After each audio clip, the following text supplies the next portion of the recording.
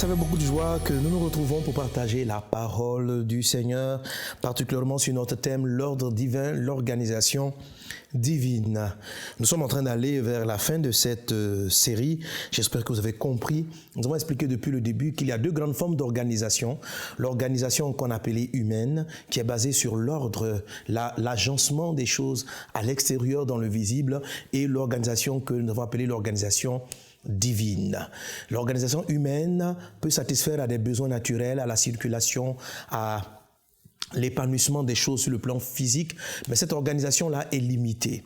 Elle va laisser votre âme, votre esprit épuisé, fatigué. Et nous allons parler de l'organisation divine. Tout cela en nous basant sur la parole de Dieu. L'organisation, un bon ordre dans votre vie va donner à votre vie d'être épanouie, d'équilibrer votre vie sentimentale, émotionnelle, spirituelle, familiale, sociale, professionnelle. Tous ces domaines-là pourront croître à la fois lorsque votre vie dans tous ces domaines est structurée. Financièrement, vous allez voir, les choses vont se développer. Vous allez voir le Seigneur vous rendre capable de pouvoir réaliser, relever des exploits.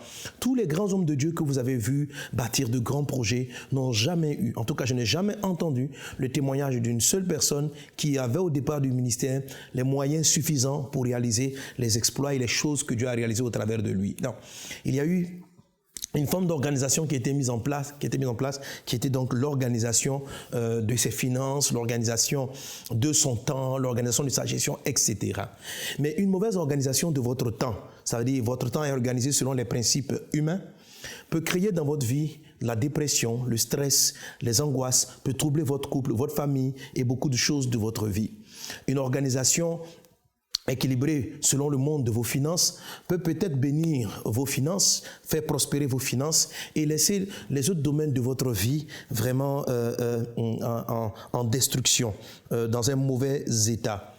Et nous avons parcouru donc toutes ces choses avec l'ordre intérieur. Dieu commence à organiser notre vie à partir de notre être intérieur, à partir d'un travail intérieur. Il y a des choses qui vont arriver dans votre vie de manière innée, comme des intuitions. Vous allez avoir l'impression que c'est juste des intuitions, mais vos intuitions seront justes. Le fait de sentir que c'est le moment de vous lever, de vous coucher, d'entreprendre, de ne pas entreprendre, de faire ceci, toutes ces choses-là seront coordonnées dans votre vie à condition que certains éléments à l'intérieur de votre corps, de votre esprit, de votre âme sont positionnés. On appelle les bornes primaires, les bornes secondaires, les murailles ou les éléments fixes de votre vie, la discipline, etc. Aujourd'hui, nous allons toucher le 5e grand point, quand nous avons dit 5 éléments de base pour manifester l'ordre divin. C'est-à-dire quand ces 5 éléments-là seront établis dans votre vie, vous allez voir que il y a une directive beaucoup plus calme, précise, qui prend place dans votre vie. Le 5e élément de base, je le dis ainsi, donc je vous parle, je dis, agissez selon les priorités divines. Agissez selon les priorités divines. Oui, Dieu a des priorités. Amen. Et c'est d'elles dont nous voulons parler. L'ordre et l'organisation sont basés sur des priorités. Ça veut dire, qu'est-ce que je fais avant l'autre? Pour que les véhicules puissent circuler convenablement, on a ce qu'on appelle les priorités. Dans la plupart des pays francophones, il est utilisé la priorité à droite. La voiture, donc, à un carrefour, la voiture qui arrive par la droite est celle-là qui passera en premier. Ou dans un rond-point, celui qui est dans le rond-point est prioritaire. Donc celui qui arrive laisse la priorité. Savoir laisser les priorités, savoir respecter la priorité permet de maintenir de l'ordre, d'éviter des accidents, d'éviter des congestions, d'éviter des bouchons dans la vie. Votre vie peut être coincée, votre vie devient stressante, vous êtes saturé de choses. Quand vous ne savez plus, oh j'ai tellement de choses à faire, je n'arrive plus à m'en sortir. Et il y a comme un embouteillage, il y a comme un congestionnement de toutes les activités que vous devez mener. Et ces choses-là arrivent parce que votre vie n'est pas placée, ordonnée par priorité. Le monde a ses priorités qui sont différentes des priorités divines. Lorsqu'on respecte les priorités divines, toutes les choses sont agencées de manière fluide dans la vie, et permet à une personne d'être beaucoup plus épanouie, de circuler beaucoup plus facilement dans sa vie. C'est la priorité, c'est le 5e point, la priorité divine, qui va vous donner de savoir le temps que vous devez donner à votre conjoint, le temps que vous devez donner à vos enfants, le temps que vous devez donner aux personnes en dehors de votre maison, le temps que vous devez donner à l'église, c'est lui qui va permettre d'agencer tout cela. Je rendais les témoignages dans les précédentes fois de ce que j'avais constaté, que beaucoup d'enfants de pasteurs avaient abandonné la main du Seigneur, et le plus souvent parce qu'ils disaient que papa n'avait pas le temps de véritablement s'occuper d'eux. Alors, le père s'occupait de l'œuvre de Dieu, de la prédication, du ministère, mais il n'a pas su quelquefois agencer les priorités, et cela a causé un drame dans sa famille. Jésus dit ceci: si quelqu'un n'arrive pas à prendre soin de sa famille et de ses enfants, il n'est pas prêt, il n'est pas digne d'être ancien et d'exercer même le ministère pour le Seigneur. L'ordre divin est une chose indispensable. Mais on a parlé des aspects de l'ordre. Dont je parle avec vous, ce sont les priorités. Qu'est-ce qui vient avant? Dans toutes les choses qui doivent être faites, qu'est-ce qui vient avant? Je commence par quoi? Amen. Comment Dieu coordonne les choses? Nous avons vu Jésus-Christ, et on reviendra sur ces textes, allant à une destination précise et abordé par une femme qu'il a sollicité, une étrangère, une cananéenne, une syro-phénicienne, qu'il a abordé sollicitant son aide pour sa fille qui était tourmentée par des démons. Et Jésus va lui faire comprendre que sa priorité actuelle, ce sont les enfants d'Israël. S'occuper des Cananéens et des païens, c'est une mission qui allait être menée par les disciples. Donc Jésus est venu sauver toute l'humanité. Jésus est venu pour que l'humanité soit sauvée, mais pour ce faire, il devait commencer par Israël. Et Jésus était conscient de la priorité. Vous aussi, Dieu vous appelle à influencer les nations. Dieu vous appelle à bénir les gens. Mais si vous ne priorisez pas les choses, si vous ne faites pas les choses en leur temps, il est évident que vous n'irez pas jusqu'au bout. Vous n'atteindrez pas votre objectif. La mauvaise gestion des priorités est une grande cause des échecs. La mauvaise gestion des priorités financières, lorsque vous avez de l'argent, vous investissez d'abord dans quoi? Dans quoi est-ce que vous mettez d'abord l'argent que Dieu met à votre disposition? Tout cela, ça s'appelle la gestion de priorités. Il y a beaucoup de choses à faire. Qu'est-ce qui doit être priorisé?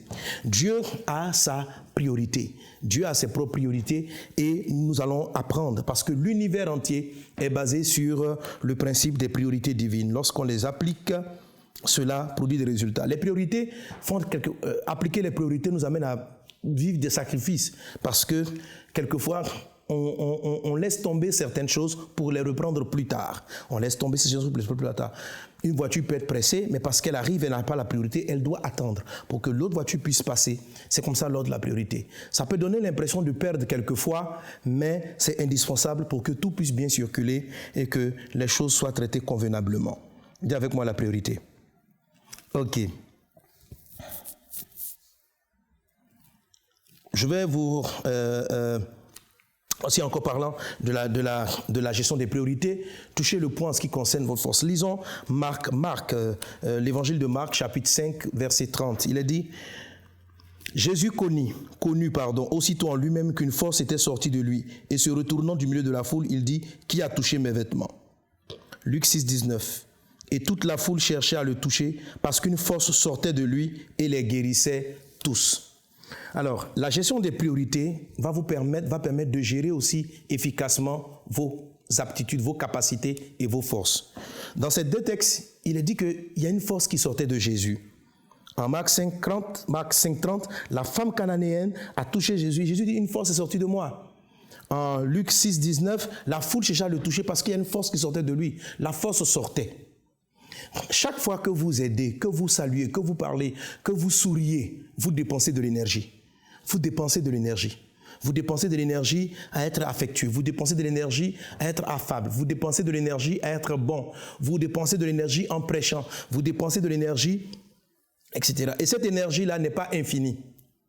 Sans la gestion des priorités, vous pouvez investir votre temps, votre énergie, vos sourires, votre bonté dans des choses qui ne sont pas prioritaires. Et quand vous le faites, lorsqu'il s'agira maintenant d'investir votre affection, votre amour dans des choses qui sont importantes et qui vont demeurer dans votre vie, vous allez voir que vous êtes épuisé, fatigué. Alors, la femme va dire, mais tu n'as jamais mon temps.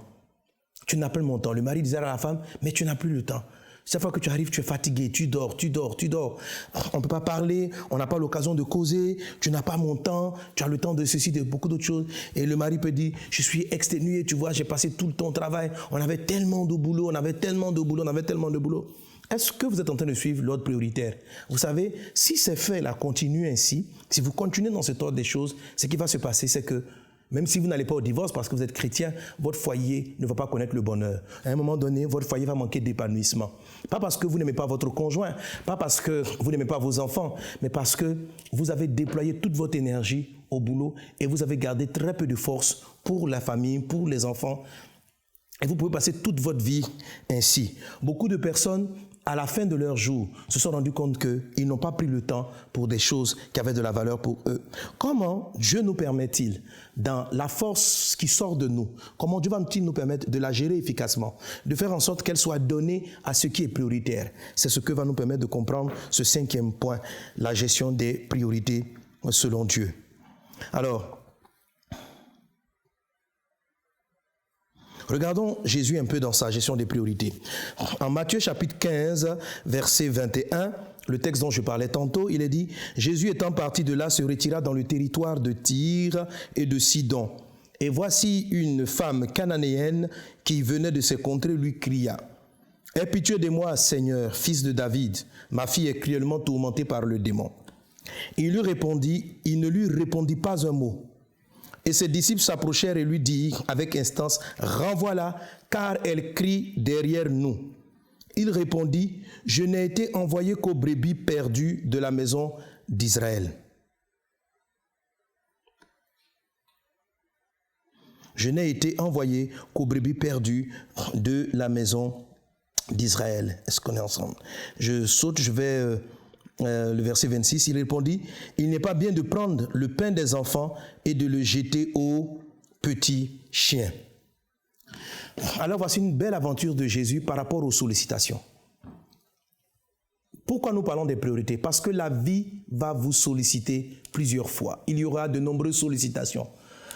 Vos enfants vont vous solliciter, le mariage va vous solliciter, le travail va solliciter votre force, les amis vont solliciter des coups de fil. Le monde a beaucoup de sollicitations. Le monde vous sollicite. Et Jésus aussi était quelqu'un de très sollicité.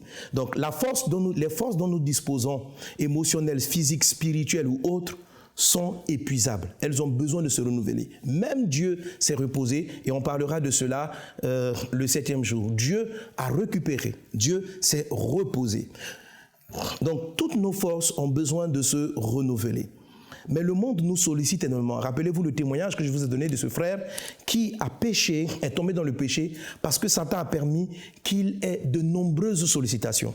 Et ce qui est dangereux pour la plupart des croyants, c'est que les sollicitations là, les nombreuses sollicitations, sont souvent des sollicitations positives, c'est-à-dire des choses qu'il est légitime, auxquelles il est légitime de répondre. Il y a des sollicitations que nous savons déjà négatives. Bien sûr, non pas obéir. Si quelqu'un vous appelle, viens qu'on aille prendre la drogue, viens qu'on aille fumer, viens qu'on aille boire de la boisson, bien sûr, c'est un non. Ce sont des mauvaises sollicitations. Mais il y a des personnes qui vont venir vous solliciter financièrement, qui ont de graves problèmes. Est-ce que vous pouvez vous permettre d'investir partout? Il y a des gens qui vont solliciter de votre temps, qui vont solliciter de votre attention. Pasteur, écoute-moi, ma soeur, écoute-moi, prends le temps, j'ai besoin de parler avec toi. Et pendant qu'elle demande ce temps, elle a besoin peut-être de 2 heures pour parler avec vous. Votre conjoint aussi a besoin d'un temps, sollicitez votre temps. Vos enfants solliciteront votre temps, votre travail va solliciter votre temps. Tout cela, ce sont des sollicitations, je dirais, légitimes. Mais vous n'avez que 24 heures dans une journée. Comment pouvez-vous répondre à toutes ces sollicitations? Comment être efficace? Quelqu'un me dira, c'est impossible. Oui, c'est pratiquement impossible, mais c'est possible si vous savez respecter les priorités. Si vous respectez les priorités, tout va finir par passer. Toutes les bonnes sollicitations finiront par être répondues, par être résolues, si seulement si vous faites ce qu'il y a à faire. Et Jésus nous donne l'exemple. Alors, une femme donc vient le voir et donc une femme cananéenne lui cria « Aie pitié de moi ». Donc elle a sollicité la miséricorde de Jésus. Et regardez Jésus. Elle dit « Ma fille est cruellement tourmentée par le démon ». Au départ, Jésus ne lui a même pas répondu un mot. Je sais que c'est la majorité des croyants qui est là. Si vous étiez aujourd'hui, on aurait dit à Jésus, Jésus, dis-lui quand même bonjour, sois quand même conciliant, dis quand même un petit mot gentil. Mais Jésus n'a pas répondu un mot. Jésus n'a pas répondu un mot. Ses disciples s'approchèrent de lui dire, avec instance, renvoie-la car elle crie derrière nous. Et Jésus répondit, je n'étais envoyé qu'aux brebis perdues de la maison d'Israël. Vous voyez, il faut écouter, comprendre ceci. Je vais vous dire quelque chose peut-être qui va vous choquer. La gentillesse n'est pas un fruit de l'esprit. Je reprends. La gentillesse n'est pas un fruit de l'esprit. Le fruit de l'esprit dont il est question dans la parole de Dieu, qui peut être semblable à cela, ça s'appelle la bonté. La Bible dit qu'un des fruits de l'esprit, c'est la bonté. On n'a pas de texte qui dit que Dieu est gentil. Dieu n'est pas gentil. Dieu est bon. C'est quoi la différence entre la gentillesse et la bonté? Un gentil, une personne qui est gentille, c'est une personne qui essaie de répondre à tout le monde, qui dit oui, qui ne sait pas dire non, qui est tout le temps souriante, qui fait du bien et qui essaie de faire du bien au maximum de personnes. La gentillesse vous épuise. La gentillesse ne corrige pas les fautes, par exemple. La gentillesse, l'enfant fait des bêtises, il ne saura pas lui dire, elle est gentille. Le bon cherche à faire du bien. Il ne cherche pas forcément à faire plaisir. La bonté corrige, la gentillesse ne corrige pas. La bonté reprend. La gentillesse a peur de vexer. La gentillesse a peur que vous preniez mal ce qu'elle est en train de vous communiquer et elle va essayer de ne pas vous dire ce qui est vrai parce qu'elle préfère vous faire plaisir. L'enfant est en train de se faire une carie dentaire. L'enfant dit je veux un bonbon, je veux un bonbon, je veux une sucrerie, je veux une sucrerie. Une personne gentille va la lui donner. Une personne bonne dira non. Une personne bonne saura dire non. Une personne gentille ne sait pas dire non. Et la gentillesse est souvent une grande source de désordre dans la gestion de vos priorités. Parce qu'elle vous amène à essayer de répondre à tout. Il ne faut pas être gentil, il faut manifester la vertu de Dieu, c'est-à-dire la bonté. Bien sûr, il ne faut pas être méchant. La méchanceté est un péché. La méchanceté conduit en enfer. Il ne faut pas être méchant. Mais il faut être bon. Il faut être bon. Jésus, ici, n'a pas été méchant. Jésus n'a pas été gentil. C'est vrai, Jésus a été bon. Jésus a été bon. La dame l'a sollicité. Les gentils vont dire à Jésus, mais dis-lui quand même un mot. Dis-lui quand même un mot. La Bible dit, Jésus ne lui a pas répondu un mot. Mes amis, il y a des sollicitations pour lesquelles vous ne devez pas répondre. Quand je prends ma boîte mail, et quelquefois Dieu me reprend cela parce que j'oublie. Pasteur, si vous ne m'avez pas écrit aujourd'hui, je suis foutu. Vous levez le dernier mot de ma vie. Des fois, je comprends, j'ai des choses à faire. Je ne peux pas répondre à toutes les sollicitations, n'est-ce pas? Il faut savoir ne pas répondre et avoir confiance dans le Seigneur qu'il est capable de résoudre le problème. Celui qui est bon met sa confiance dans le Seigneur. Celui qui est bon sait qu'il n'est pas Superman, il n'est pas Dieu omnipotent, omniprésent. Il n'a que 24 heures dans la journée. Dieu nous a soumis au temps. Tu n'as que 24 heures. Tu ne peux pas être partout à la fois. C'est vrai, les gens diront, oui, j'ai écrit au pasteur, il ne m'a pas répondu, j'ai écrit au pasteur, il ne m'a pas répondu. C'est en cherchant à garder cela que vous allez finir votre énergie. Vous allez finir votre temps. Vous allez finir la puissance qui vous maintient votre vie de prière. Vous allez tellement dépenser de temps à écrire des courriers pour répondre à tout le monde que lorsqu'il s'agira de prier, vous ne pourrez pas prier. Vous avez désobéi à l'ordre des priorités. Vous avez été gentil, vous avez essayé de répondre aux sollicitations des personnes sans appliquer ce que la parole de Dieu demande. Jésus avait un calendrier, Jésus avait un programme. Et les Cananéens, la femme cananéenne, les syrophéniciennes, ne faisaient pas partie de son planning. Ce jour-là, elle n'était pas dans son planning. Alors elle a appelé, Jésus n'a pas répondu. Elle a crié, ma fille est cruellement tourmentée par un démon. Jésus n'a pas répondu. Quelqu'un me dira, mais va-t-on laisser cette fille-là tourmentée par des démons? Écoutez mes amis, c'est ce sentiment-là, j'insiste là-dessus parce que ce sentiment détruit beaucoup d'églises, détruit beaucoup de chrétiens. On considère souvent que la philanthropie, c'est le de Dieu. On veut aider tout le monde, on veut faire ceci. Je ne suis pas en train d'exhorter à la méchanceté, je suis en train d'exhorter au principe de priorité. Où nous nous investissons. Si vous prenez votre temps, Dieu ne vous a pas appelé prioritairement à faire des dons aux démunis et que ça fait bien pour la publicité de dire voilà une église qui aide les pauvres, voici une église qui aide les pauvres. Ce n'est pas votre appel et que vous destinez vous mettez vos finances à faire ceci parce que c'est bien pour la population. Je vous assure, les finances de l'église ne seront pas renouvelées, l'église ne va pas progresser, l'église ne va pas se multiplier parce que c'est une église qui marche dans le désordre. C'est vrai qu'elle fait de bonnes œuvres, mais elle marche dans le désordre. Si Jésus avait répondu favorablement à cette femme, on aurait dit oui, il est bien. La fille de cette femme était cruellement tourmentée par des démons. Elle a sollicité Jésus. Jésus n'a pas dit un mot. Je répète encore, je ne suis pas en train d'exhorter à la méchanceté. Je parle du piège qui amène le désordre dans l'église, qui tue les communautés. Souvent, il faut déployer son énergie pour une chose, pour une évangélisation, pour une priorité que Dieu va vous donner. Dieu peut vous donner la jeunesse comme priorité. Dieu peut vous donner l'évangélisation comme priorité. N'essayez pas d'être partout à la fois. N'essayez pas de faire plaisir aux gens. N'essayez pas d'amener tout le monde à être heureux, à être content. Vous ne pouvez pas le faire. Cela relève de Dieu. Cela relève de Dieu. Dieu est le Dieu de toute la terre. Vous avez jusqu'à faire ce à quoi Dieu vous appelle en priorité. La priorité. Ici, Jésus-Christ a manifesté cette expérience pour nous donner des leçons, la leçon de la priorité. Et c'est lorsque les disciples lui ont demandé, ce n'est même pas au cri de la dame, c'est quand les disciples ont demandé à Jésus, mais renvoie cette dame, que Jésus a répondu, je n'ai été envoyé qu'aux brebis perdues de la maison d'Israël. Alors il expliquait pourquoi. Il dit, j'ai une cible. Ma cible, c'est la maison d'Israël. Vous aussi, dans votre ministère, vous avez une priorité. Dans la gestion de vos finances, il y a des priorités. Vos finances, Dieu vous les a données pour une cible. Votre temps cible d'abord quelque chose de précis. Vos capacités diverses sont d'abord destinées à une chose précise. Jésus a dit ceci, je n'ai été envoyé qu'aux brebis perdues de la maison d'Israël. La gestion des priorités nécessite que vous connaissiez ce à quoi vous avez été appelé, ce sur quoi vous devez d'abord investir votre force. Dieu est-il indifférent à la souffrance de cette femme et de sa fille? Non, pas du tout. Dieu n'est pas indifférent, mais il prévoit d'agir d'une certaine façon. Si vous savez laisser la place de Dieu à Dieu, Dieu le fera. Si vous vous déplacez pour aller répondre aux attentes qui relèvent des attentes que Dieu attend de vous, vous allez vous épuiser et Dieu, le Seigneur ne renouvellera pas vos forces parce que vous n'avez pas obéi à la voix du Saint-Esprit. C'est très important, la gestion des priorités.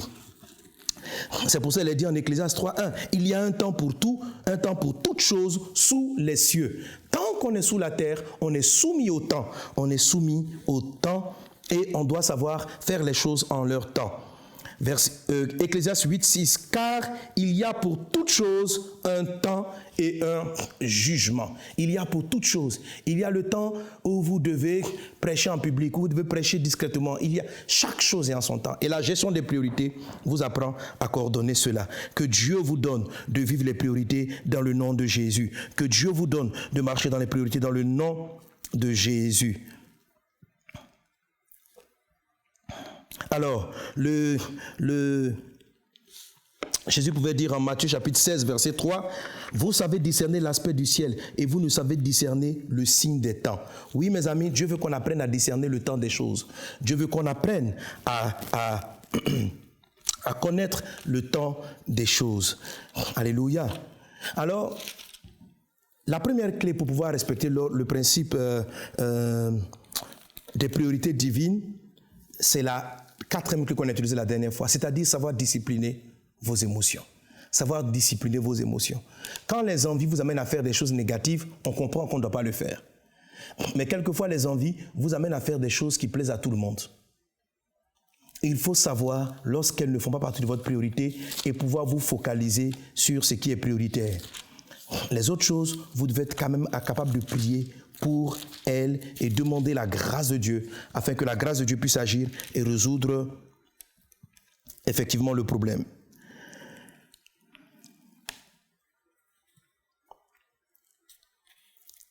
J'aime encore ce texte d'Ecclésiaste chapitre 10, verset 16 qui dit ceci, « Malheur à toi, pays dont le roi est un enfant et dont les princes mangent dès le matin. » Ça veut dire le pays où celui qui jouit trop tôt de ses dons, on dit mange dès le matin, il doit attendre le soir. Celui qui veut trop vite jouir des fruits, qui veut trop bien faire tout très vite et trop tôt, va entraîner dans sa vie comme un malheur et les malheurs vont arriver. Je veux que vous ayez confiance dans la discipline de Dieu, que Dieu règle tout. Dieu est capable de tout. Quand vous laissez la syrophénicienne, celui qui a été appelé pour aller l'aider, ira l'aider. Quand vous n'intervenez pas là où Dieu ne vous a pas appelé à intervenir, celui à qui Dieu a destiné la personne va mener sa mission. Dieu a des solutions pour les différents besoins qui se posent sur la terre. Je ne dis pas d'être indifférent, il faut simplement les exposer. Mais est-ce que cela va nécessiter votre implication, votre mouvement physique ? Pas forcément, parce que vous avez de l'énergie et cette énergie-là est épuisable, cette énergie s'épuise, il faut savoir la gérer. Maintenant, comment la gérer? En quoi est-ce que nous devons investir prioritairement? Amen. La priorité obéit, bien sûr, à connaître le destin que Dieu vous a donné. le but de votre vie et ce que Dieu accorde comme étant de la valeur pour vous. Mais il y a une règle, un principe essentiel dans l'agencement de ces priorités. Quelqu'un dit un bon amen avec moi. Quelqu'un donne un bon amen.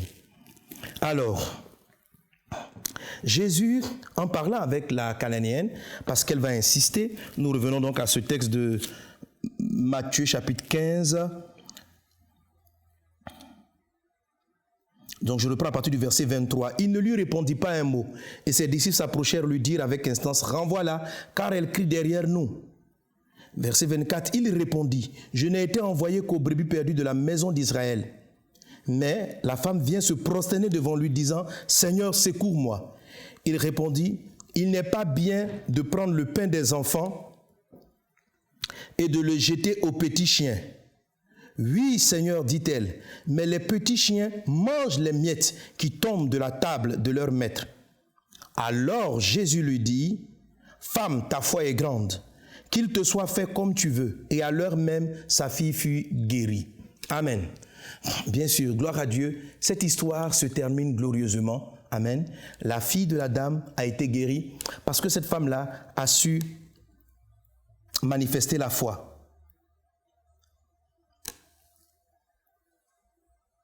Amen. Elle a su manifester la foi. Tout à l'heure, on va expliquer ce qui s'est passé.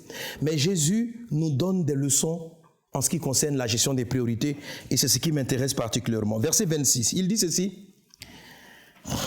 Il répondit, il n'est pas bien de prendre le pain des enfants et de le jeter aux petits chiens. Amen. C'est quoi la gestion des priorités? Jésus explique, c'est vrai que le mot qu'il utilise, petit chien, peut être vexable.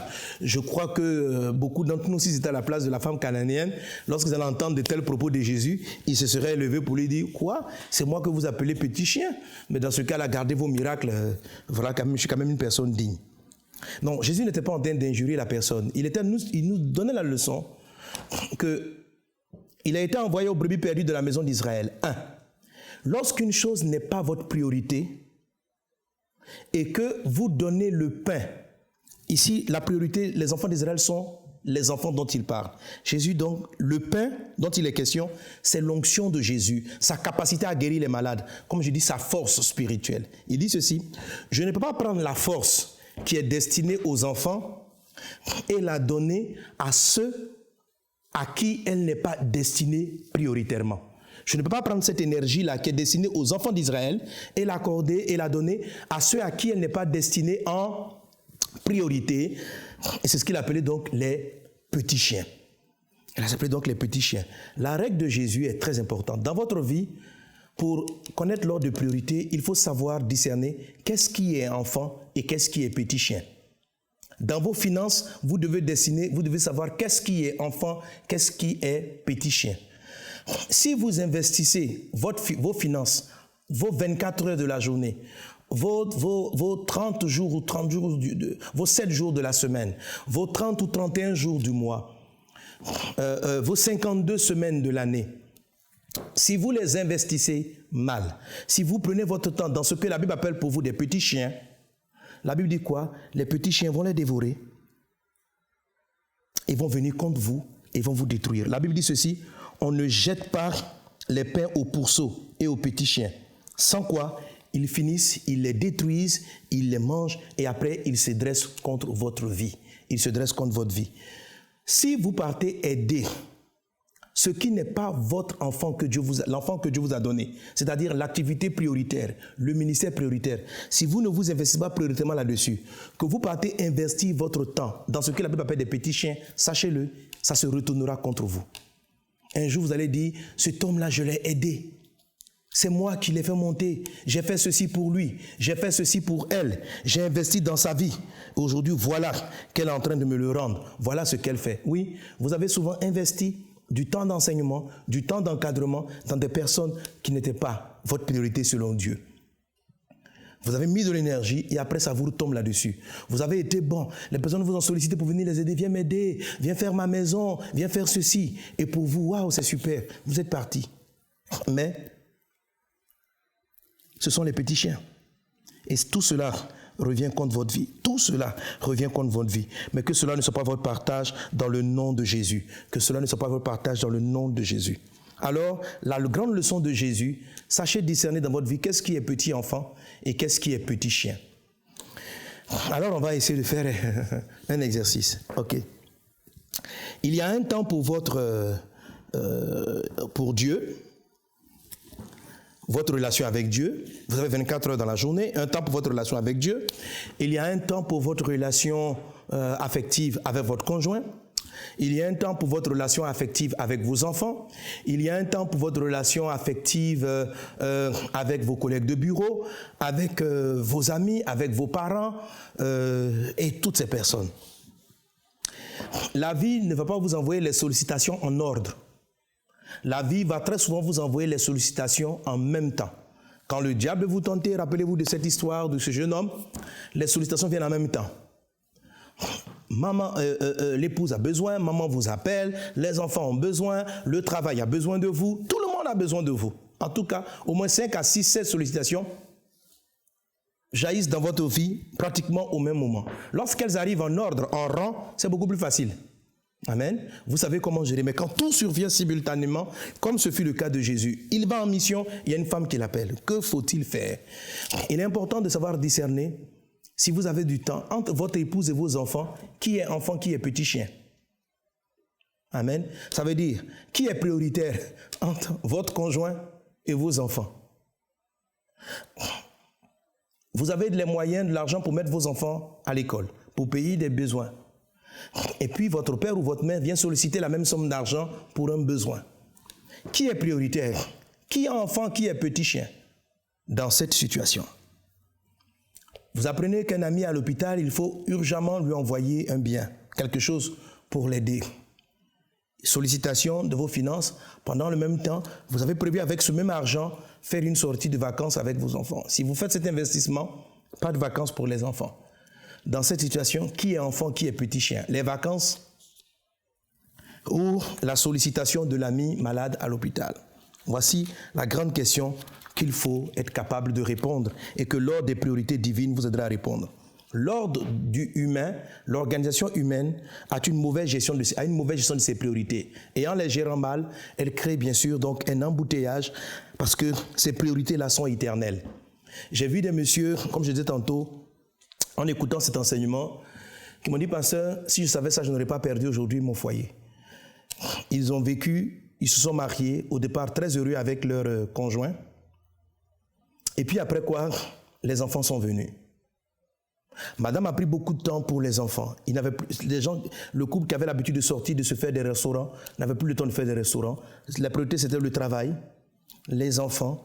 Et leur relation amoureuse, leur relation affective a commencé à s'amenuiser, à baisser avec le temps, parce qu'il fallait plus de temps pour s'occuper des enfants. D'abord, le premier arrivé, on s'est dit, bon, après lui, on aura le temps. Le second enchaîné 2 ans après, donc les deux sont pratiquement des bébés. Et puis la vie a avancé ainsi. Et le couple s'est retrouvé avec pratiquement 10 ans, avec 2 ou 3 sorties au restaurant, très peu de temps en commun. Le travail aussi était là, prenant le temps de leur vie. Et à un moment donné, allant à la retraite, s'étant investi pour son travail, apprécié au niveau du boulot, honoré au niveau de son entreprise, il arrive à la maison. Il se retrouve qu'il ne connaît pas ses enfants, il n'a jamais pris le temps vraiment pour eux, il n'a jamais pris le temps vraiment pour son épouse, et sa maison finit par être pour lui une maison étrangère. Que s'est-il passé? L'homme qui était apprécié, respecté, honoré dans son travail pour l'excellence de son travail est en train maintenant de perdre sa famille. Sa famille, son couple, ses enfants, son grand, ils sont partis. Il n'a pas pris l'habitude de les appeler, eux aussi ne l'appellent plus. Il prend de l'âge, ses enfants ne l'appellent même pas pour dire « Papa, comment vas-tu » Ils n'ont pas leur temps. Papa, quand il avait le temps, lorsqu'il était en vigueur, n'avait pas non plus le temps vraiment énorme pour ses enfants. Alors il finit ses vieux jours sans coup de fil, sans attention particulière que lui donne sa famille. Pourquoi? Parce qu'il n'a pas respecté les priorités. Il a peut-être satisfait sa vie professionnelle, il a eu peut-être un salaire à la retraite, mais l'argent ne vous donne pas le bonheur. L'argent ne peut pas acheter l'affection, l'attention que doivent vous donner les autres. Oui, il faut savoir positionner les priorités. Il faut faire très attention et c'est ce que la Bible nous apprend. Il y a des priorités et nous devons apprendre à les découvrir. Alors, vous avez dû remarquer depuis le début cet assortiment d'objets qui sont là devant moi, qui sont... c'est pas des objets de décoration. On se dit, ah mais la décoration a changé aujourd'hui. Non, là, ce n'est pas une décoration, ça fait partie de notre enseignement. Amen, amen. Ok. On va...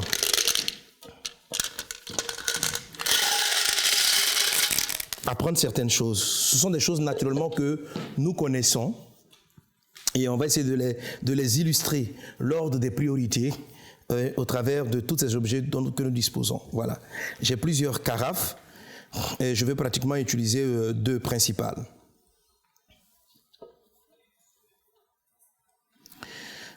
Avec mes carafes, j'ai des balles de tennis. J'ai un certain nombre de balles de tennis. J'ai des billes. J'ai des petits cailloux. Et on va essayer d'évaluer cela en fonction de l'importance. Amen. Le volume détermine l'importance. Le volume détermine l'importance. Donc, les balles de tennis, parce qu'elles sont plus grandes, en termes d'importance, sont plus importantes que la pierre, qui, elle, parce qu'elle est plus grande, est plus importante que le grain de sable.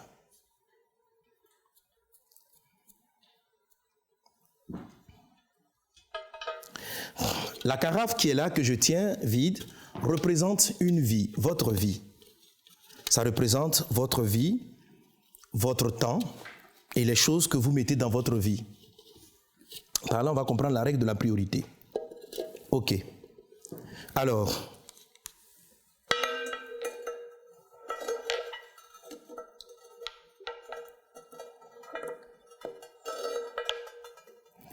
bon, je vais les mettre en attendant ici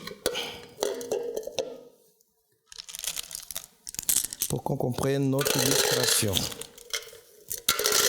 Voilà, après je vais les enlever. Hein.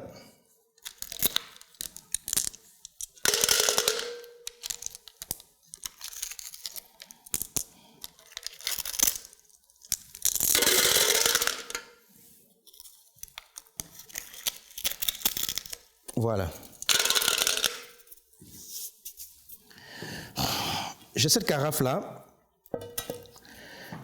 Les grains de sable représentent, en fait, mon objectif, les boules, les balles, les pierres, les billes, etc., représentent des choses de ma vie. Les choses importantes, les choses moins importantes en fonction du volume qu'occupe l'objet que j'utilise. Et ça, c'est votre vie. La carafe, c'est votre vie, comme je vous l'ai dit tantôt. Si je remplis la carafe de sable, c'est-à-dire d'activité, de travail, de sollicitation, de choses de sable, c'est-à-dire de choses moins importantes, c'est-à-dire ma vie, je passe ma vie, je fais beaucoup de choses, parce que le sable c'est beaucoup de choses, je fais beaucoup de bien, je fais des choses, mais ce n'est pas peut-être très important pour ma vie.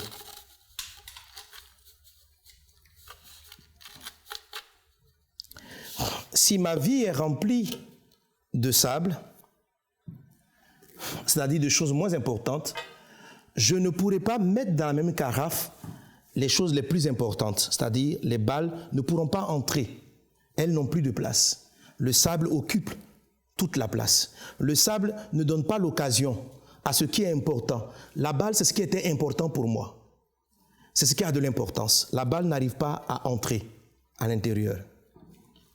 Par contre, si je procède ainsi,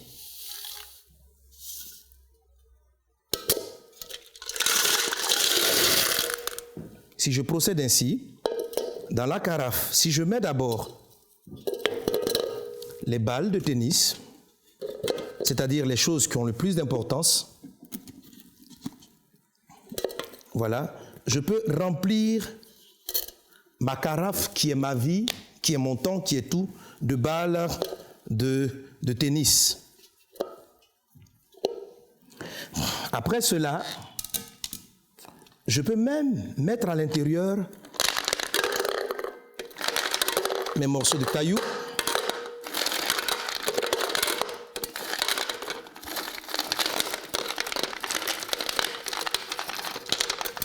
les pierres vont s'incruster dans les failles que les balles de tennis laissent entre elles. Et même encore, je peux aller au-delà, je peux mettre les billes qui, parce qu'elles sont plus petites, vont s'incruster à leur tour dans les failles laissées par les balles de tennis et les cailloux. Et encore, je peux mettre même le sable. Le sable, la chose la moins importante, finit par trouver de la place. Et elle arrive à s'incruster entre les balles, entre les billes, entre les pierres. Et vous voyez, elle entre, elle entre, elle entre, elle entre, elle entre. Amen, amen, amen. Et on peut continuer ainsi l'exercice et on pourra faire entrer une grande quantité de sable à l'intérieur de ces carafes. C'est-à-dire, si la carafe représente ma vie, lorsque je commence à mettre dans ma vie, lorsque je commence à disposer en première position dans ma vie les choses qui ont le plus d'importance, les choses qui en ont moins trouvent leur place dans ma vie. Si par contre, je commence à prendre mon temps pour le sable, pour les choses qui ont moins d'importance dans ma vie, je ne pourrai pas mettre dans ma vie les choses qui ont le plus de valeur et qui ont le plus d'importance. Ça commence à nous montrer la priorité des choses. Comment notre vie doit être rangée. Notre vie doit commencer d'abord par les choses qui ont le plus d'importance en allant vers les choses qui ont le moins d'importance.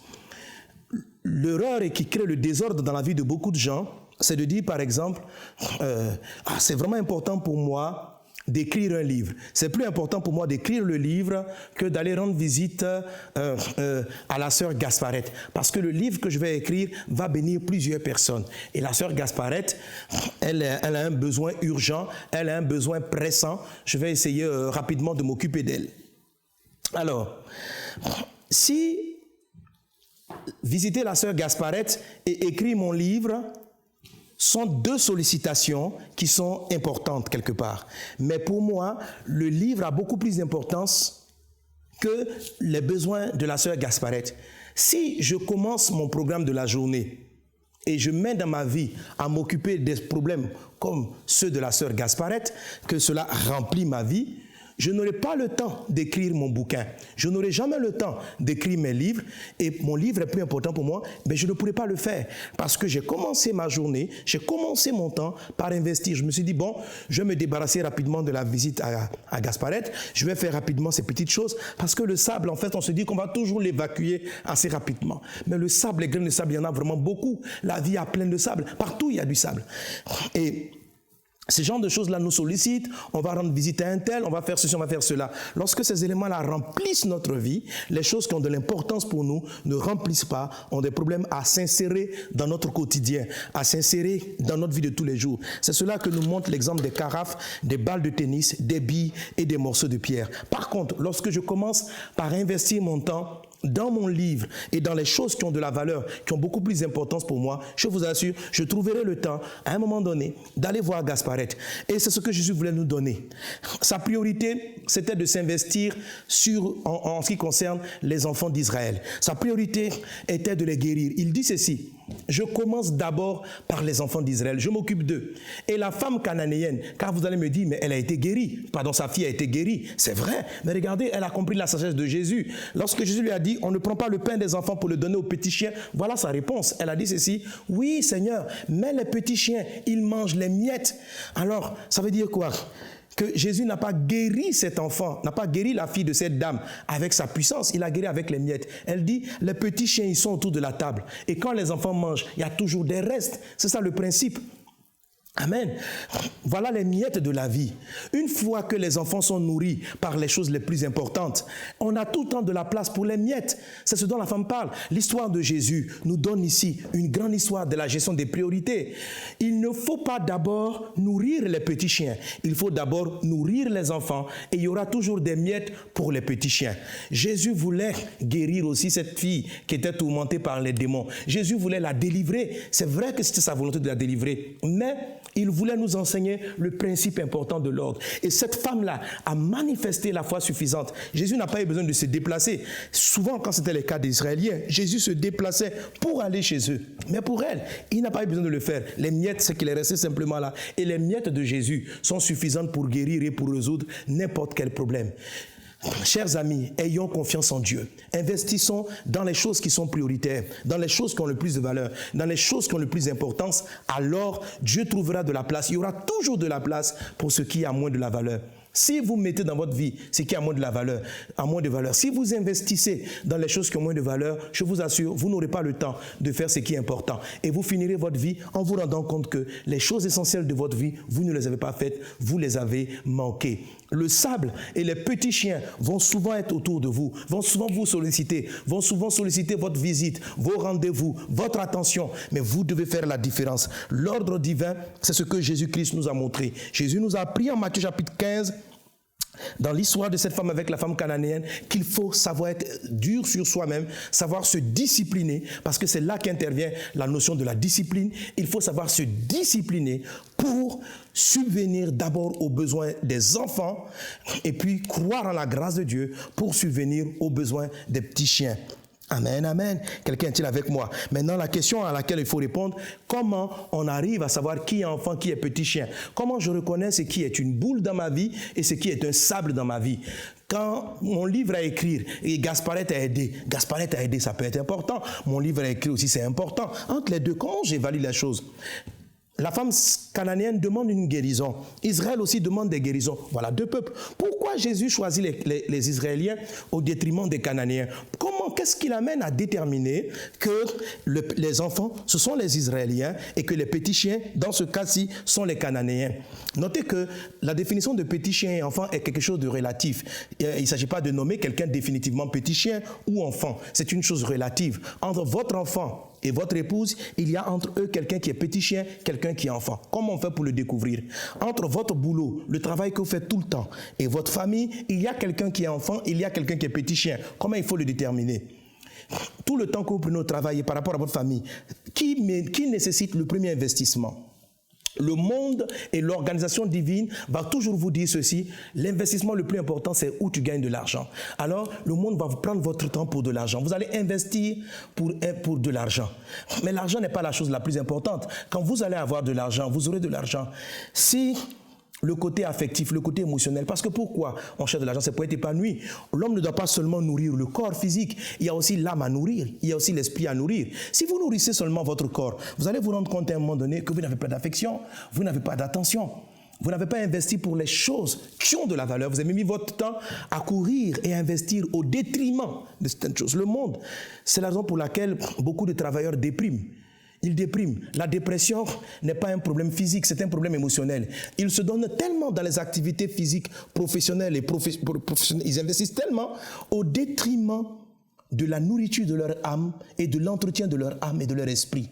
Ce qui fait un désordre total en eux, dû simplement à la gestion des priorités. Alors, comment s'en sortir? Est-ce qu'on peut prospérer financièrement? Oui, c'est possible, en travaillant bien, en équilibrant toutes choses. Ça marche, je vous dis, ça fonctionne. Personnellement, en tout cas, je le vis, ça fonctionne. J'atteins mes objectifs par la grâce de Dieu. Nous réalisons des exploits.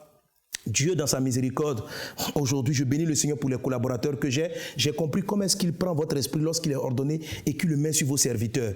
Je veux aller faire une campagne d'évangélisation. Dieu suscite dans la communauté. Il amène l'esprit qu'il a mis sur moi. Et des frères comprennent le fardeau de la mission. Ils investissent. Ce qui nous permet d'avoir, comme je le disais tantôt, pratiquement même $1 million pour aller mener une campagne d'évangélisation. C'est parce que Dieu a pris quelque chose en moi pour aller déposer, pour que les personnes dans l'église comprennent le fardeau qu'il m'a donné. Avoir des collaborateurs excellents, c'est encore un don de Dieu. Parce qu'il a pris l'esprit. D'où vient cela? Par rapport au principe de l'ordre dont je suis en train de vous parler. Alors, comment déterminer les ordres prioritaires? Jésus encore nous l'enseigne. Je ne vais pas l'inventer. Comment déterminer les ordres d'importance, pardon. Dans le livre de Luc, l'évangile de Luc, chapitre 10, à partir du verset 38. Il est dit, comme Jésus était en chemin avec ses disciples, il entra dans un village. Et une femme nommée Marthe le reçut dans sa maison. Elle avait une sœur nommée Marie, qui était assise aux pieds du Seigneur, écoutait sa parole. Marthe, occupée à divers soins domestiques, survint et dit, « Seigneur, cela ne te fait-il rien que ma sœur me laisse seule pour servir? Dis-lui donc de m'aider. » Verset 41. Le Seigneur lui répondit, Marthe, Marthe, tu t'inquiètes et tu t'agites pour beaucoup de choses. Une seule chose est nécessaire. Marie a choisi la bonne part qui ne lui sera point ôtée. Amen, amen, amen. Amen. Voilà, pour moi, la révélation particulière qui nous donne, qui nous permet de discerner dans la vie les choses qui ont plus de valeur que d'autres. Amen. Ou bien les choses qui ont plus d'importance prioritaire, pas plus de valeur. Deux voitures qui arrivent à un carrefour, elles peuvent avoir la même valeur ou une peut coûter plus cher. Mais qu'est-ce qui doit passer avant? Donc, l'ordre de l'importance des choses selon la parole de Dieu, selon Jésus, dans l'ordre divin.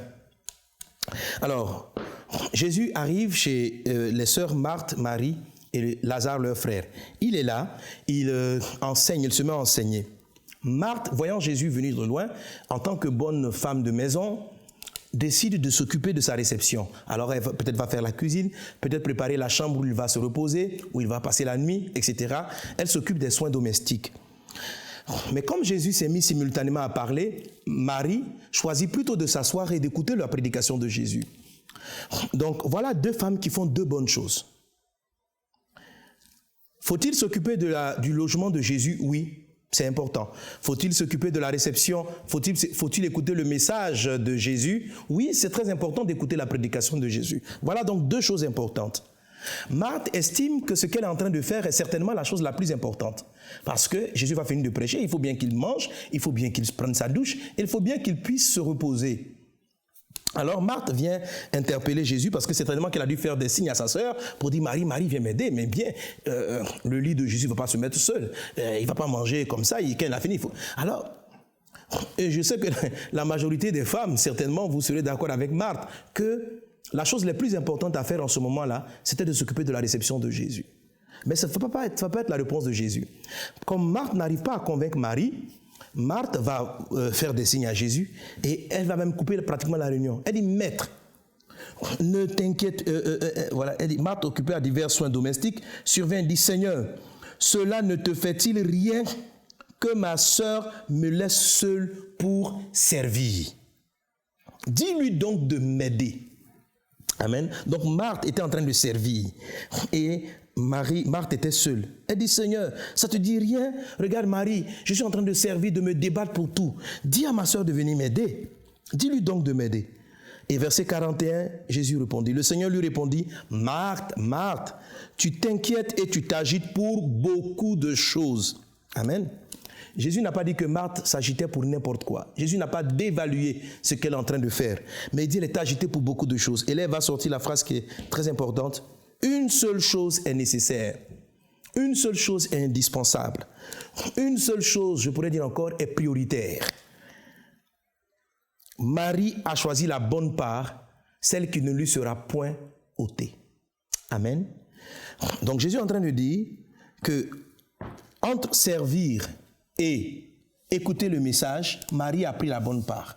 Et quelle est la bonne part? La bonne part, mes amis, c'est ce qui est prioritaire. Jésus va nous donner le théorème.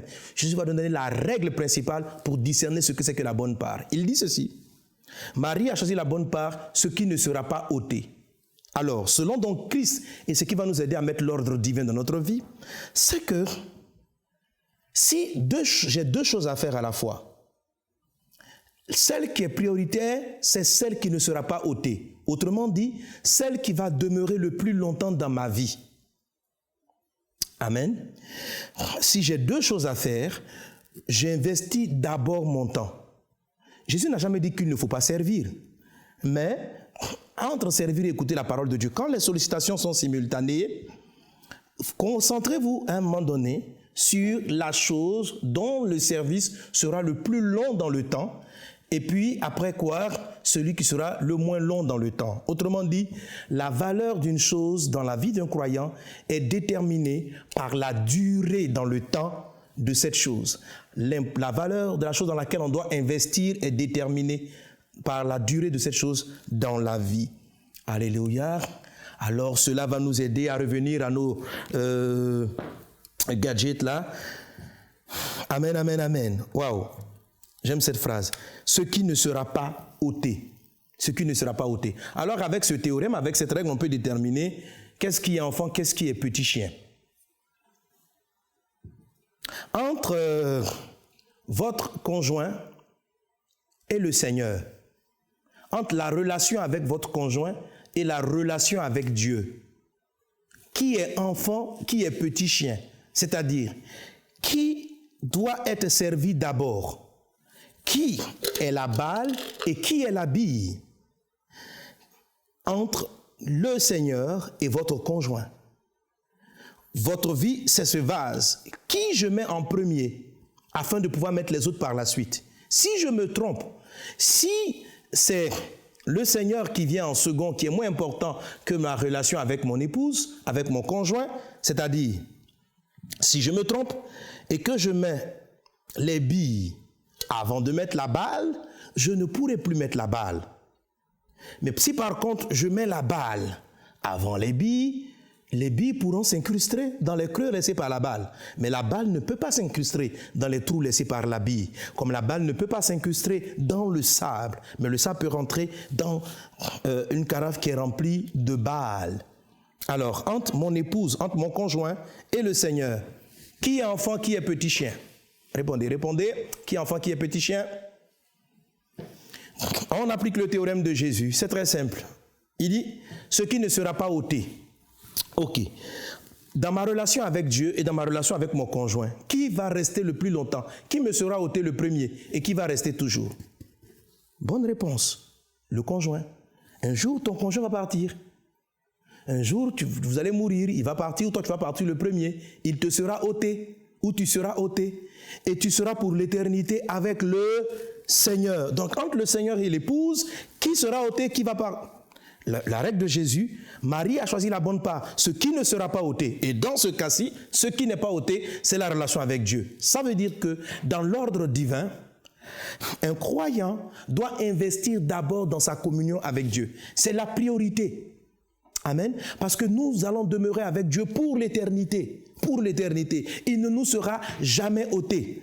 Donc quand j'ai de l'argent, comment j'investis? Mon premier réflexe, c'est d'abord Dieu. C'est pourquoi la Bible dit en Genèse 1:1, au commencement Dieu. La Bible dit, cherchez premièrement le royaume et la justice de Dieu. Dieu doit être le premier de notre investissement, le premier de notre temps. C'est la borne primaire, c'est la borne essentielle.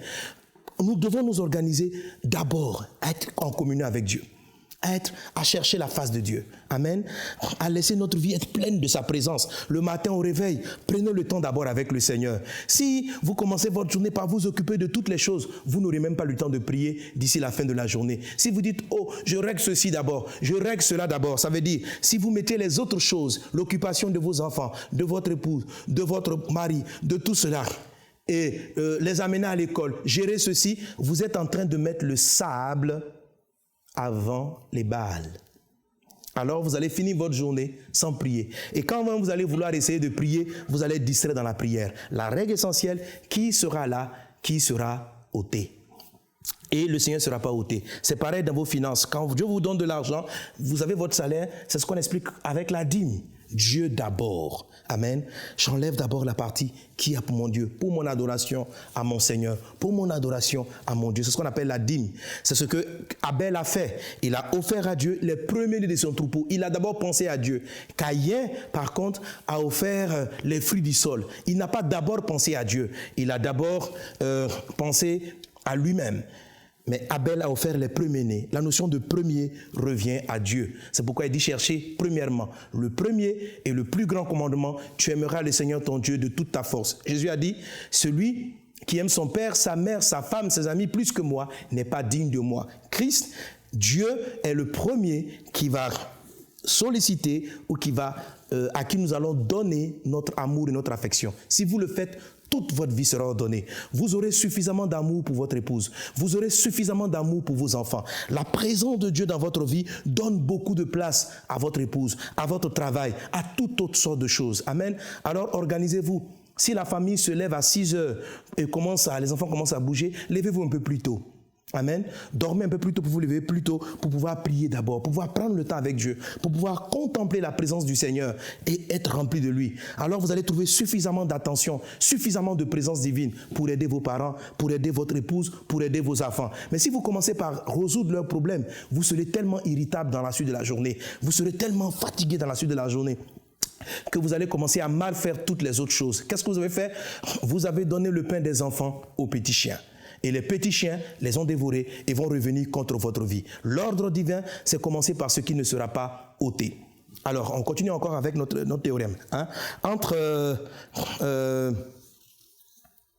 vos enfants et votre travail, vos enfants et votre boulot. Même si votre boulot, c'est votre ministère. Amen. Je fais une différence entre la communion avec Dieu et entre le ministère, entre le travail d'assister les brebis, de prêcher. Ça, c'est pas ma communion avec Dieu. La communion avec Dieu, c'est ma relation de prière avec lui. C'est la façon dont j'écoute sa parole. C'est mon temps d'adoration avec le Seigneur. Maintenant, ma relation avec Dieu, je peux être appelé professionnellement, ministériellement, à servir le Seigneur comme un prédicateur, comme un pasteur. C'est un ministère. Alors, entre le ministère, bon, je veux d'abord laisser le ministère. Prenons le travail professionnel. Vous travaillez dans l'administration, vous travaillez dans une entreprise. Et les enfants. Qui est enfant, qui est petit chien? Qui est enfant, qui est petit chien? Il faut appliquer le théorème, ce qui ne sera pas ôté. Oui, le travail que vous faites, vous allez partir à la retraite. Vos enfants existeront après votre retraite. Les enfants sont ici les enfants et le travail est ici le petit chien. Amen. Ça signifie quoi? Que vous devez vous organiser. Je ne suis pas en train de dire de ne pas aller au travail. Je suis en train de dire que dans votre organisation, le bonheur de vos enfants est prioritaire au bien que peut vous donner le salaire. Si on vous propose un travail pendant que vos enfants sont au bas âge, pendant qu'ils ont besoin de votre présence pour les éduquer, pour les élever, si on vous propose un travail qui vous fait abandonner ce rôle, qui fait que vous êtes toujours, tout le temps loin de votre famille, loin de vos enfants qui sont au bas âge, je vous dis avec certitude, ce travail n'est certainement pas un don qui vient de Dieu, parce qu'il va vous faire perdre votre famille, à moins d'avoir un réma très spécial. Je vous assure. Favorisez, mettez en priorité les enfants. Choisissez ce qui va vous permettre d'avoir le temps pour eux, jusqu'à ce qu'ils aient la maturité et qu'ils puissent commencer à se prendre en charge. Il y a un enfant, un âge, a besoin d'être nourri affectivement. Quand l'enfant manque cette période, c'est une borne dans sa vie qui risque d'être déplacée. Une borne primaire. C'est une borne qui va être déplacée. Parce que papa n'est jamais là. L'enfant, il a besoin de son papa. Si papa n'est pas là, l'enfant va le remplacer par la rue. C'est la rue qui va l'éduquer, c'est la rue qui va le former. Vous savez, lorsque Dieu a mis quelque chose dans les enfants, c'est que lorsqu'ils sont petits, ils sont collés à leurs parents. Ils sont toujours là dans les pieds. Partout où vous partez, ils veulent vous suivre. Si à cet âge-là, vous n'investissez pas dans leur vie, il y a un moment donné, quand l'enfant atteint l'adolescence, il commence maintenant à regarder les amis du dehors. En ce moment-là, il vous sera difficile de rattraper l'éducation de vos enfants. Oui, parce que maintenant, vous n'êtes plus leur modèle. L'enfant, ses premiers modèles, ce sont ses parents. À partir de l'adolescence, il commence à avoir des modèles qui sont à l'extérieur. Donc, Dieu fait en sorte que dans le début de l'enfant, il se colle à vous pour que vous puissiez investir dans sa vie les valeurs du royaume, les valeurs de Dieu, lui parler de Jésus. Mais si vous n'êtes pas là en ce moment, si votre travail fait cela, vous allez le perdre. Plus tard, quand vous serez à la retraite, on va vous féliciter pour bon et loyaux service. Mais vous allez partir à vos retraites, vos enfants seront encore là. Et qui seront-ils? Et là, vous allez souffrir émotionnellement s'ils ont une mauvaise éducation, s'ils ont une mauvaise vie, s'ils ne vous aiment pas, s'ils ne vous appellent pas, si parce que vous les avez méprisés, vous n'avez pas eu le temps pour eux, non plus le temps pour vous, vous allez pleurer. Parce que votre travail ne vous suivra pas jusqu'au bout. Vos enfants vont demeurer. Entre votre travail et les enfants, le travail est petit chien, les enfants sont les enfants. Amen. Et pour terminer, entre l'épouse et les enfants, qui est enfant, qui est petit chien? Qui est enfant, qui est petit chien? Qui est enfant, qui est petit chien? La règle continue. Entre les enfants et l'épouse, les petits chiens, ce sont les enfants, et l'épouse ou bien le conjoint, c'est le conjoint. Pourquoi? Parce que les enfants y grandissent et qu'un jour, ils vont aussi se marier. Ils vous seront ôtés. Qui ne sera pas ôté? Votre conjoint. Combien de couples se sont détruits parce que quand les enfants sont venus, ils ont passé tout leur temps à s'occuper affectivement des enfants. Plus de sorties, plus de petits restaurants, plus de plaisir à vivre ensemble. Alors tout leur amour est investi sur des enfants qui vont partir et qui demain vont donner l'amour à leur conjoint qu'ils auront. Donc, même quand vous avez des enfants, faites en sorte que votre conjoint soit prioritaire. Occupez-vous de lui, pensez à lui. Faites-lui tout le temps des câlins. Si vous avez l'habitude de faire la cuisine pour lui, ce qui a fait que vous êtes tombés amoureux l'un de l'autre, qui a fait que vous êtes entrés dans le foyer, vous ne devez pas le perdre. Peut-être vous ne pouvez pas le faire tout le temps. Si vous sortez toute la semaine, vous ne sortirez pas toutes les semaines, bien sûr. Mais dans de nombreuses sorties, il y aura des sorties pour vous deux, il y aura des sorties pour les enfants. Mais faites en sorte que votre conjoint soit épanoui. Rendez-le heureux et vous trouverez toujours de la place pour vos enfants. Vous trouverez toujours de la place pour vos enfants. Ayez le même raisonnement pour tous les aspects de votre vie. Comme je disais tantôt, entre le livre à écrire et la visite à la sœur Gasparette, qui servira le plus longtemps pour l'éternité? Le livre à écrire. Et Gasparette, c'est un besoin pour l'instant. Entre le livre et Gasparette, le livre est enfant, Gasparette est petit chien. C'est pareil dans la vie. Quand vous travaillez professionnellement, investissez d'abord pour ce qui va rester le plus longtemps dans votre vie. Commencez par organiser votre journée, pas par les choses qui sont les plus urgentes, mais par les choses qui sont les plus importantes. Les urgences sont nombreuses. Elles vous assaillent. C'est le petit sable. Ce sont les petits chiens. Elles viennent remplir votre vie. Et après, vous ne trouvez pas le temps pour faire ce qui est essentiel. Les amis vous sollicitent. Quand vous êtes un pasteur prédicateur, on peut vous appeler pendant que votre ministère principal est basé sur votre église. Amen. Dieu m'a donné cette discipline-là au départ de l'église, de ne jamais faire plus de 2 dimanches hors de l'église. Non, l'église est la priorité. Le monde peut m'appeler, Pasteur Sanogo, on a besoin de toi, viens donner d'enseignement ici. D'accord, mais vous, amen, je vais prêcher, vous êtes dans vos églises. C'est très bien ce que vous faites. Pour moi, je vous aime bien, mais vous êtes des petits chiens. Bon, je ne vous insulte pas, hein. Voilà, c'est un petit chien, quoi. Amen. Mais je vous aime. Amen. Vous n'êtes pas petit chien. Alléluia. Voilà. Mais les gens me sollicitent partout. Mais mes enfants, c'est la mission que Dieu m'a donnée. Il m'a dit de m'occuper des brebis. Il y a un certain nombre de gens qui sont là, qui sont mes enfants. Et d'abord, mon onction, la grâce qui est dans ma vie, leur est d'abord destinée. Et puis après, il y a toujours un temps, je peux donner un dimanche, une semaine, aller dans les nations, visiter les pays, parler de Dieu, mais je dois m'occuper en priorité de ce qui va demeurer. Parce que, qu'est-ce qui va rester? Pourquoi Dieu va me juger? Il va me dire, est-ce que tu as combattu le bon combat? L'apôtre Paul pouvait dire, j'ai été appelé pour les païens. Pierre a été appelé pour les circoncis, pour les juifs. Il connaissait sa priorité. Alors il priorisait cela. Jésus dit, je commence d'abord avec les juifs. Parce que c'est par rapport aux Juifs que Dieu allait le noter au ciel. Ce que Dieu vous a demandé de faire, la tâche qu'il vous a confiée, c'est ce pourquoi vous devez rendre compte. Pas pour les autres choses. Donc commencez par investir là-dessus. Amen. Amen. Donc je vais visiter les nations, je parcours les pays, mais après m'être occupé en priorité de ma mission principale. Aujourd'hui, mon pays principal d'investissement, c'est la Côte d'Ivoire. Il y a aussi le Canada que Dieu a mis dans mon cœur. Il y a l'évangélisation, ça fait partie des priorités. Quand je fais mon calendrier de l'année, je positionne d'abord les enfants. Amen. Mes heures de prière. Quand je commence mon mois, j'ai d'abord un mois de retraite avec le Seigneur Jésus-Christ. Amen. Je ne laisse pas le ministère prendre l'ascendant sur ma vie de prière. C'est du désordre. Il y a des personnes qui sont tellement en train de prêcher, tellement en train de visiter les âmes, qu'ils n'ont plus le temps de prier. La visite va partir, les âmes partiront, mais le Seigneur restera toujours. Entre visiter les âmes et prier, la prière précède. Jésus commençait sa journée en prière, pas en allant visiter tout le monde. D'abord la prière, d'abord la communion avec Dieu, et après il trouvait la force pour bien s'occuper de tout le monde. Et il y avait tellement d'onction qui émanait de sa vie que tout le monde était restauré par sa vie. Amen.